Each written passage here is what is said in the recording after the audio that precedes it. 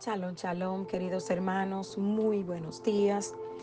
Llegamos a la segunda lectura o segunda aliyá de la porción Kitexé. Y esta comprende la lectura del libro de Deuteronomio, capítulo 21, versículo 22, hasta el capítulo 22, versículo 7. Y esta lectura específicamente trata diferentes temas. Vemos cómo Moisés está junto al pueblo de Israel repasando las leyes relativas a la herencia, la responsabilidad parental por el comportamiento de los hijos, la devolución de objetos perdidos, la ayuda que debemos dar a los demás y el uso de prendas de vestir del sexo opuesto. Pero hay un punto aquí que es el que vamos a hablar en el día de hoy, y es: si un hombre es condenado a morir, colgado de un árbol será. Y la escritura nos dice así en el versículo 22 del capítulo 21 de Deuteronomio. Dice: si un hombre es condenado a morir colgado de un árbol por haber cometido un delito grave, su cuerpo no deberá dejarse allí toda la noche, sino que tendrá que ser enterrado el mismo día, porque es maldito de Dios el que muere colgado de un árbol, y ustedes no deben convertir en impura la tierra que el Señor su Dios les va a dar en propiedad.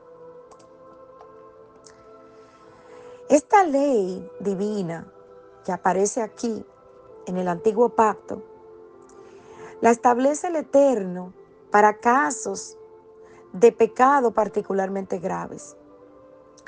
Vemos cómo los que eran considerados culpables eran condenados a muerte, comúnmente por lapidación, y luego eran colgados en un madero a la vista de todos para servir de ejemplo.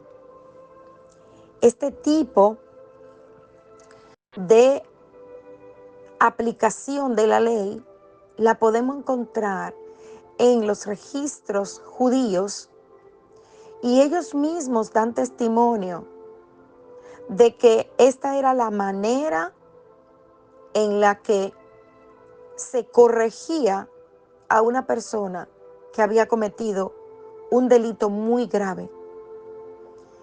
Y se colgaba en un madero a la vista de todos para que todos supieran lo que iba a sucederles si cometieran algún crimen digno de muerte.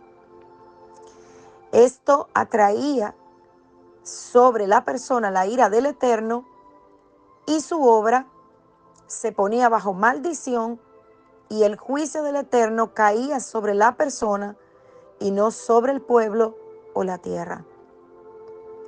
En la Escritura encontramos varios ejemplos de la aplicación de este mandamiento. Y en el libro de Números, capítulo 25, el Eterno, con motivo de un gran pecado del pueblo, le da la orden a Moisés de ahorcar a sus príncipes para que el ardor de la ira del Eterno se apartara de Israel.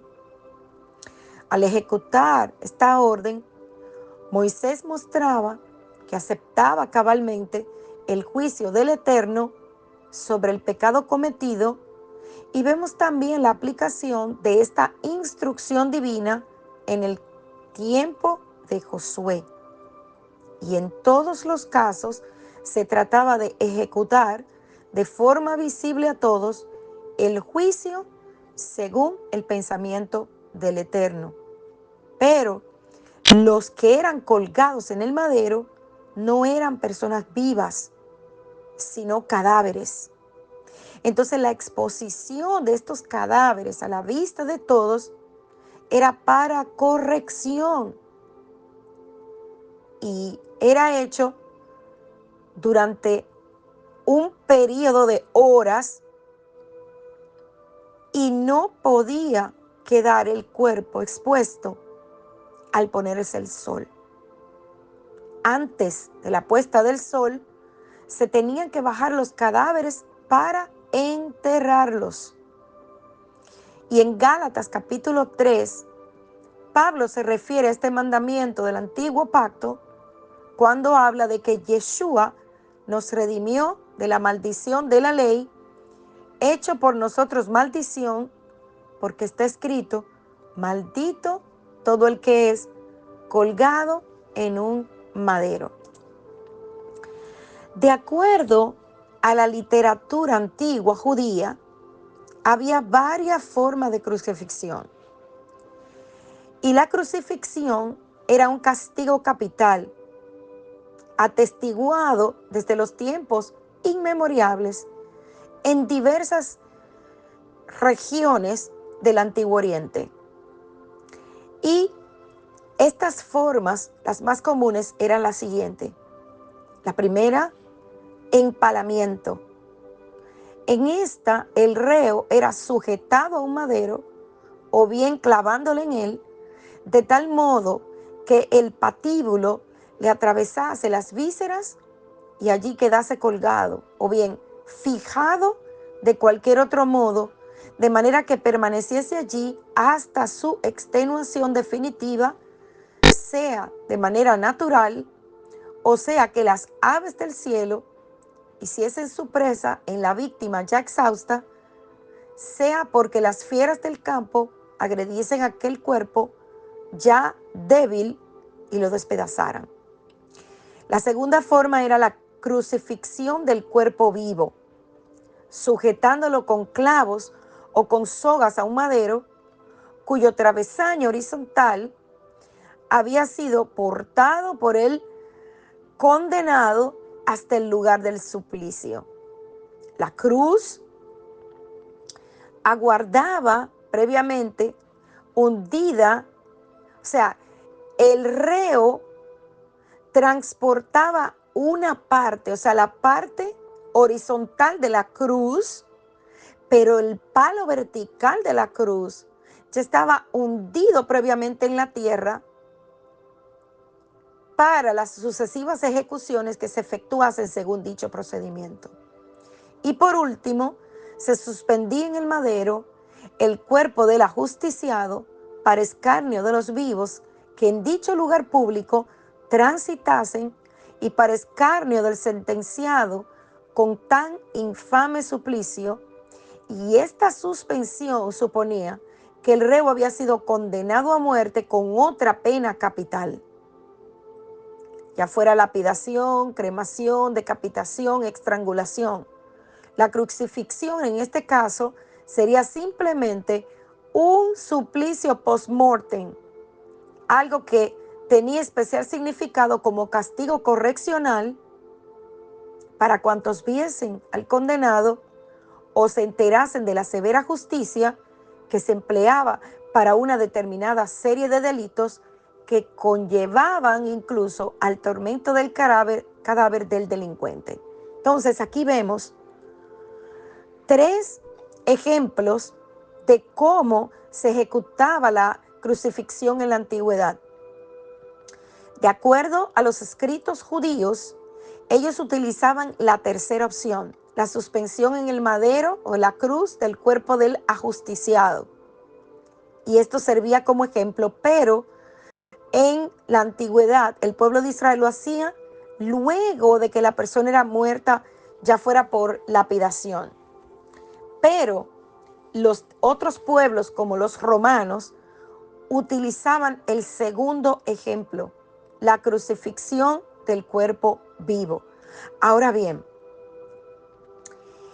este suplicio de la crucifixión en el ámbito judío tenía otra particularidad y la Mishnah describe que la crucifixión se trataba de un ejemplo que se daba después de la muerte en la tradición judía, pero se colgaba al culpable cuando éste había cometido un pecado doblemente grave.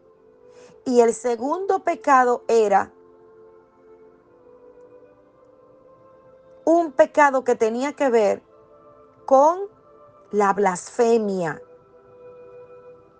Entonces aquí podemos comenzar a entender lo que sucedió a Yeshua. Yeshua no fue colgado directamente por los judíos, porque los mismos registros judíos confirman que este tipo de crucifixión nunca fue hecha por el pueblo. Este tipo de crucifixión era común dentro del pueblo romano. Entonces el pueblo, los judíos, presentaron a Yeshua, como nos cuenta el relato en el Pacto Renovado, o como lo conocemos, el Nuevo Testamento, y luego de ser severamente castigado a latigazos, fue puesto en la cruz vivo. Y esto confirma el por qué ellos gritaban que Yeshua había blasfemado, porque se consideraba el rey de Israel.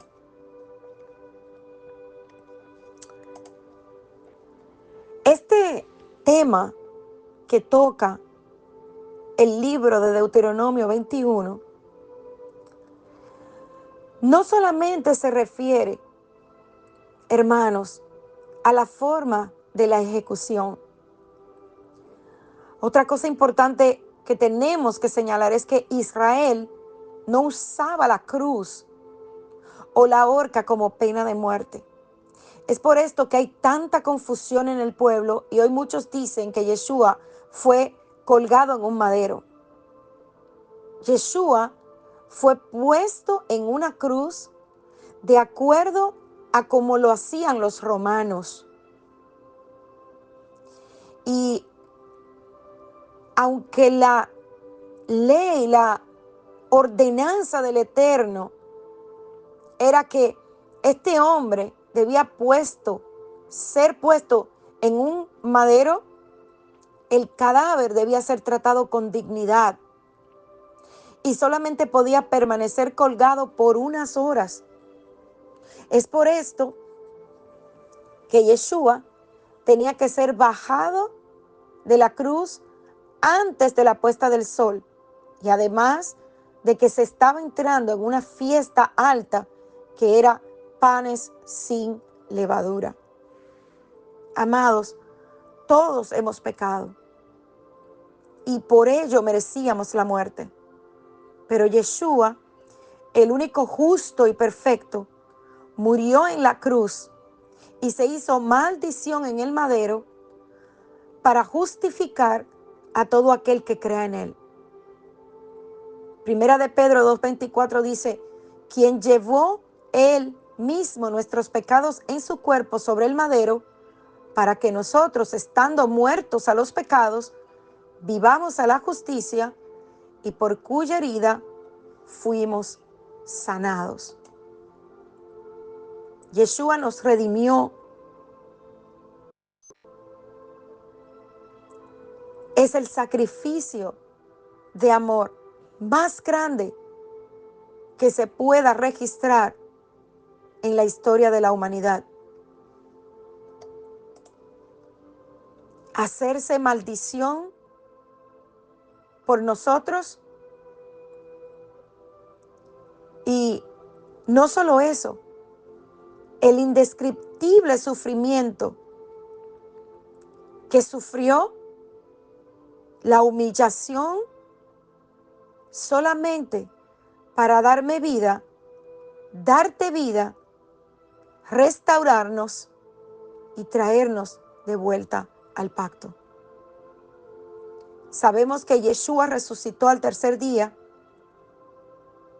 y sabemos que Él soportó toda esta vergüenza para salvarnos. A Él sea toda gloria, agradecimiento y nuestra adoración por siempre. Shalom, shalom.